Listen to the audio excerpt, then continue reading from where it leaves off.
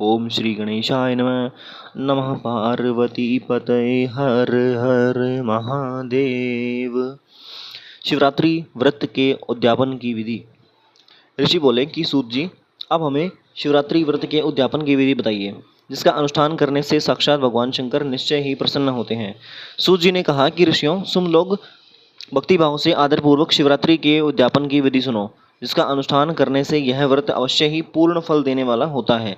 लगातार 14 वर्षों तक शिवरात्रि के शुभ व्रत का पालन करना चाहिए। त्रयोदशी को एक समय भोजन करके चतुर्दशी को पूरा उपवास करना चाहिए। शिवरात्रि के दिन नित्य कर्म संपन्न करके शिवालय में जाकर विधि पूर्वक शिव जी का पूजन करें। तत्पश्चात वहां यत्न पूर्वक एक दिव्य मंडल बनवाएं, जो तीनों लोकों में गौरी तिलक नाम से प्रसिद्ध है। उसके मध्य भाग में दिव्य लिंगतो भद्र मंडल की रचना करें, अथवा मंडप के भीतर सर्वोत्त भद्र मंडल का निर्माण करें। वहां प्रजापत्य नामक कलशों की स्थापना करनी चाहिए।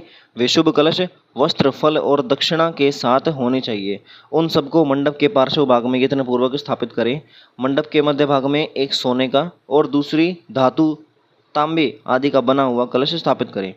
व्रती पुरुष उस कलश पर पार्वती सहित शिव की सुवर्णमयी प्रतिमा बनाकर रखे। वह प्रतिमा एक पल अथवा आधे पल सोने की होनी चाहिए। एक पल मतलब 1 तोले, या जैसी अपनी शक्ति हो उसके अनुसार भी प्रतिमा बनवा सकते हैं।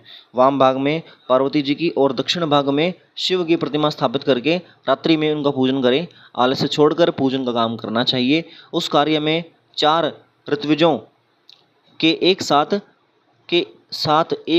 उस कार्य में 4 ऋत्विजों के साथ एक पवित्र आचार्य का वर्णन करें और उन सबकी आज्ञा लेकर भक्तिपूर्वक शिव की पूजा करें। रात को प्रत्येक पहर में पृथक पृथक पूजा करते हुए जागरण करें। व्रती पुरुष भगवत संबंधी कीर्तन, गीत, नृत्य आदि के द्वारा सारी रात बिताए। इस प्रकार विधिवत पूजन पूर्वक भगवान शिव को संतुष्ट करके प्रातःकाल पुनः पूजन करने के पश्चात सविधि होम करे।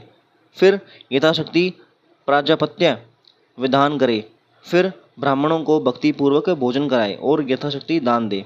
इसके बाद वस्त्र, अलंकार और आभूषणों द्वारा पत्नी सहित ऋत्विजों को अलंकृत करके उन्हें विधि पूर्वक पृथक पृथक दान दे। फिर आवश्यक सामग्रियों से युक्त बछड़े सहित गो का आचार्य को यह कहकर विधि पूर्वक दान दे कि इस दान से भगवान शिव मुझ पर प्रसन्न हो। तत्पश्चात कलश सहित उस मूर्ति को वस्त्र के साथ वृषभ की पीठ पर रखकर संपूर्ण अलंकारों सहित उसे आचार्य को समर्पित कर दे।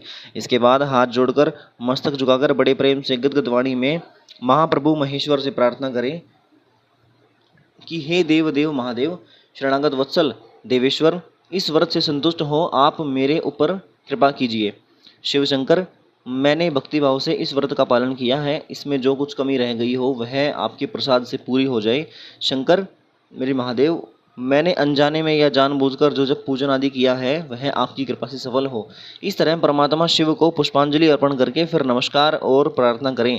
जिसने इस प्रकार व्रत पूरा कर लिया उसके उस व्रत में कोई न्यूनता नहीं रहती, उससे वह मनोवांछित सिद्धि प्राप्त कर लेता है।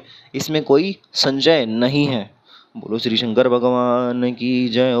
नमः पार्वती पतये हर हर महादेव।